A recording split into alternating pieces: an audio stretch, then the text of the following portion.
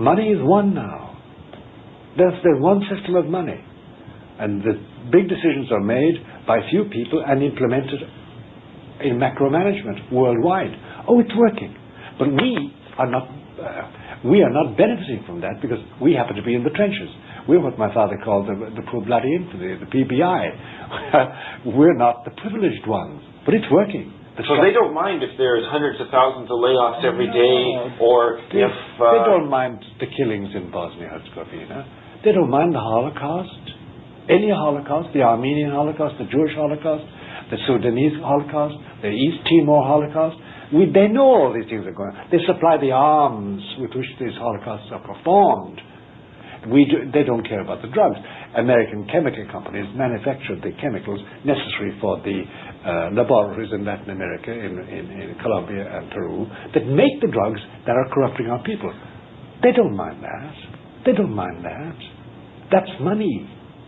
So the New World Order is working perfectly, as far as the instigators of the New World Order goes. Is there a place for Christianity in the New World Order?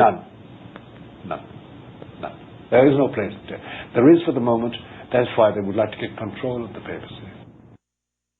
Is there a place for Christianity in the New World Order? No, not ultimately. For the moment, yes.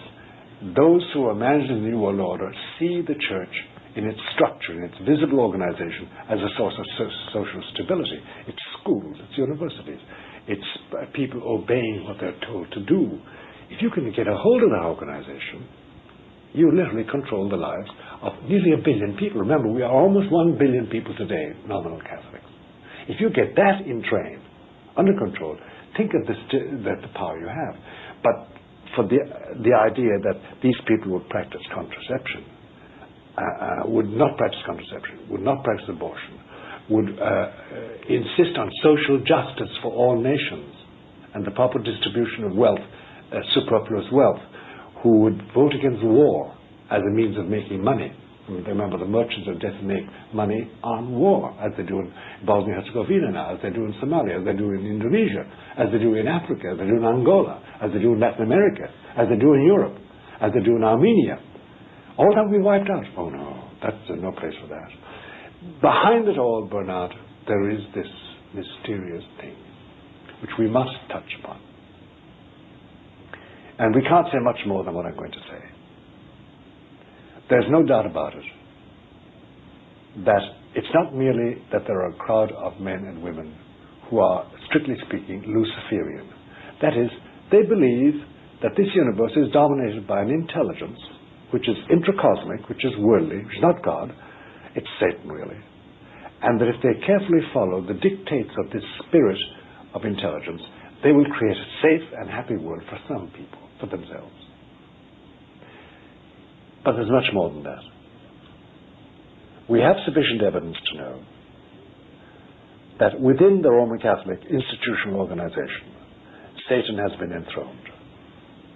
He has been given a place by his adepts and surrogates amongst the clergy and amongst the people.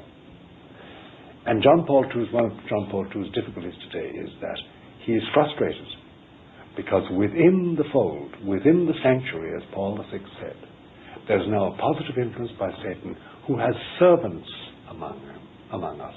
Servants among the priests, servants amongst the nuns, servants amongst the bishops, servants among the cardinals. He is being served. And therefore he can frustrate the will of the Holy Father and the will of Jesus through the Holy Father. We know this. The historical circumstances of the enthronement of Satan in the Church of Rome is something else. But this is a fact we have to deal with. We can't get rid of it until Our Lady comes with great power. Because once you do something like that, once that happens, God doesn't act immediately. He's a macro manager. He manages things in the long run. And if men turn their back on him, he lets them turn their back on him. Doesn't force them back. And there is this now power within the church, satanic power. It's Satanist.